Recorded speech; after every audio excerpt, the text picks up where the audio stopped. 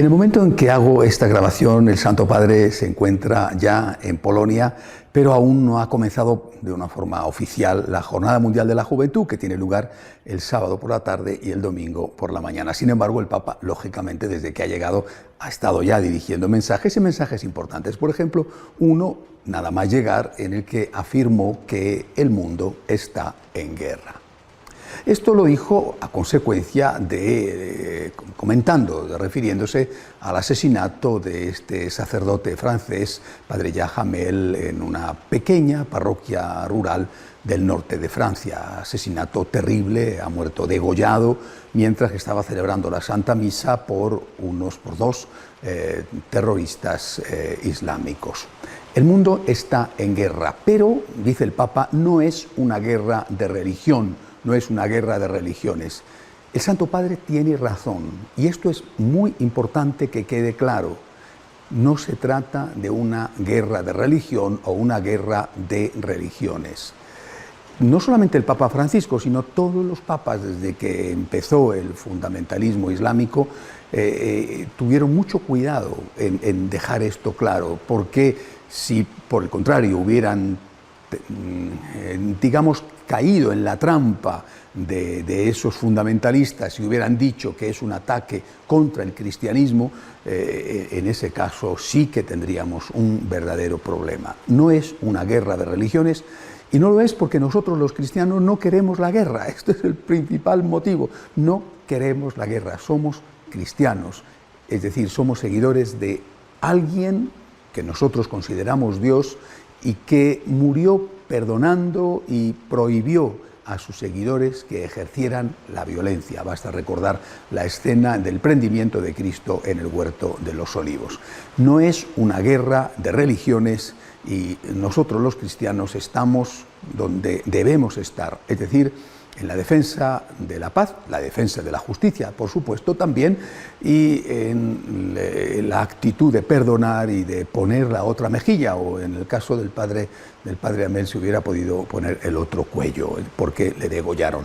No es una guerra de religiones, estamos a favor de la paz, y dos no se pelean si uno no quiere. Ahora bien, esto no significa que nosotros los cristianos, los católicos en este caso, no podamos decir nada. Algo tenemos que decir, algo debemos decir. No es una guerra de religiones, pero ciertamente es una guerra en la cual está implicada una religión. ¿Se puede decir que el Islam es una religión violenta, es una religión que genera violencia? Yo creo que si se dijera esto, habría que concluir que todos los musulmanes fieles a su religión estarían matando personas, cristianos o no, y estarían, o por lo menos estarían aplaudiendo esas muertes. Yo creo que eso no se puede decir. Pero sí, ciertamente, hay que decir que los que matan lo hacen en nombre de su religión. Es decir, hay en el Islam, tanto en el Corán como en el comportamiento de Mahoma, en sus enseñanzas, hay elementos que dan pie a una interpretación violenta, mientras que otros dicen que esa interpretación es exagerada o que esa interpretación no debe hacerse, que hay que hacer una interpretación espiritual del Corán y hay que contextualizar el comportamiento de Mahoma para purificar todo aquello de ese comportamiento que implicara guerra, que implicara violencia. La mayoría piensan esto, por supuesto, la mayoría de los musulmanes, pero en cambio hay un sector integrista, un sector fundamentalista que dice que no hay que contextualizar nada y que hay que tomárselo al pie de la letra y que hay que acabar con aquellos que no profesan su religión. Es un problema, y es un problema que tenemos nosotros los cristianos en el sentido en que sufrimos las consecuencias, pero es un problema que tienen sobre todo ellos, los musulmanes. Los musulmanes tienen que hacer un profundo, serio ejercicio de redefinición de su religión para dejar claro que todo aquel que practique la violencia en el nombre de esa religión tiene que quedar expulsado de la misma. No es que van a cometerse más atentados terroristas solamente, sino que después esos atentados y esos crímenes se volverán contra los propios musulmanes que hoy se consideran a sí mismos musulmanes moderados. Ahora, dicho esto, creo que sinceramente hay que añadir algo más. Cuando uno ha convivido, ha vivido, ha conocido este tipo de musulmanes creyentes, practicantes de su religión y que no son fundamentalistas y no son violentos, que son la mayoría, se ha dado cuenta, por lo menos en mi caso, de que estas personas tienen un profundo sentido de superioridad moral. Dejando al margen los ricos, riquísimos de las monarquías del Golfo. Los que están entre nosotros como emigrantes son nuestros choferes, nuestros jardineros, son los dependientes de las tiendas, son los cocineros, son los que cuidan a nuestros ancianos, es decir, son personas que generalmente la mayoría de ellos son empleados nuestros y sin embargo se consideran superiores. Tienen un sentido de superioridad moral. ¿Por qué? Porque ellos ven el Occidente al cual han llegado buscando un mejor nivel de vida y ven la degradación de ese Occidente. Y debido a su mentalidad identifican Occidente con Iglesia, Occidente con cristianismo. Por ejemplo, ¿cómo están nuestros jóvenes? ¿Cómo están los jóvenes occidentales? No digo que todos, ni mucho menos, ahí están los jóvenes de la JMJ, ¿verdad? Pero ¿cómo están la mayoría de nuestros jóvenes? En el tema de la castidad hay una promiscuidad enorme, consumo del alcohol, esas escenas que se ven en lugares de veraneo de la costa, por ejemplo, española, y no solamente ahí, esas fiestas de auténtico derroche, desmadre, orgía. Cuando ellos lo ven, dicen esto es una degeneración completa.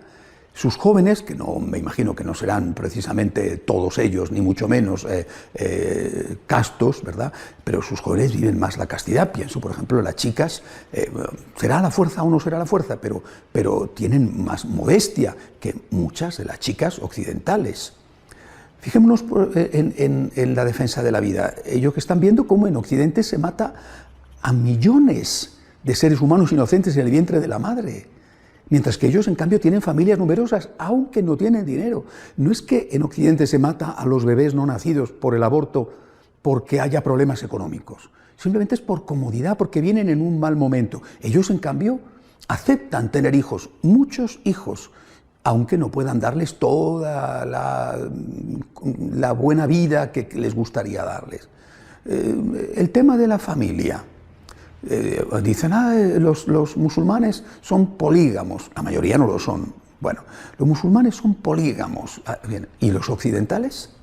Esto que hemos inventado del divorcio express, del divorcio fácil, es una forma de poligamia real. Estás con una y después te vas con otra o con otro.